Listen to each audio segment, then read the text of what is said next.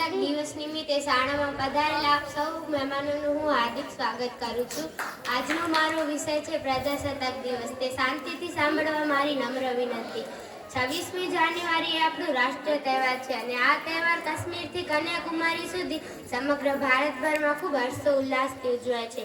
15મી August 1947ના રોજ આપણો ભારત દેશ આઝાદ થયા બાદ આટલા મોટા દેશની પ્રજાની સુખાકારી અને સલામતી માટે તથા દેશના ઉજ્જવળ ભવિષ્ય માટે દેશના લોકોનું પોતીકું બંધારણની રચના કરવા માટે એક બંધારણ સમિતિની રચના કરવામાં આવી.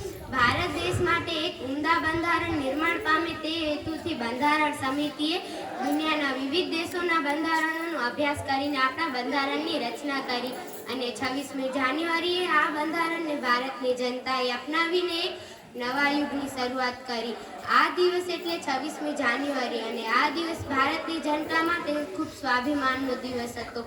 આમ 26મી જાન્યુઆરીની ઉજવણી ધૂમધામથી કરવામાં આવે છે.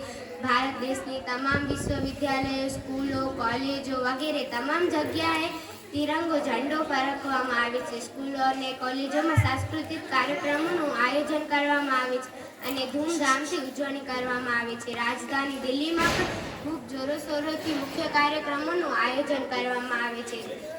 દિલ્હીમાં વિજય પંથ પર દેશની સેના પોતાની જુસ્સેદાર પરેડના દર્શન કરાવે છે અને રાષ્ટ્રપતિ 21 તોપોની સલામતી ઝીલે છે. આમ દિલ્હીમાં રંગેચંગે ઉજવણી કરવામાં આવે છે. ગણતંત્ર દિવસે દેશ પોતાના મહાન હકોને યાદ કરે છે. દેશે મહામૂલી આઝાદી મેળવવા માટે સ્વતંત્ર સેનાનીઓની કુરબાની આપી છે. ન પૂછો જમાને સે कि क्या हमारी कहानी है, न पूछो जमाने से कि क्या हमारी कहानी है, हमारी पहचान तो बस इतनी है कि हम सब हिंदुस्तानी हैं, हम सब हिंदुस्तानी हैं. जय हिंद.